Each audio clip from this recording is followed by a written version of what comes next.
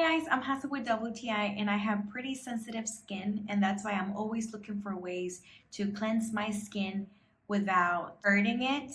I want to be as gentle as possible, and that's why this Lactibon Lotion has been great and has worked amazing. This is a gentle daily cleanser for sensitive skin, and this is especially when most soaps or shower gels cause a lot of irritation on your skin. It contains lactic acid, which provides optimum pH, and that's why it's great to cleanse your skin without irritating it.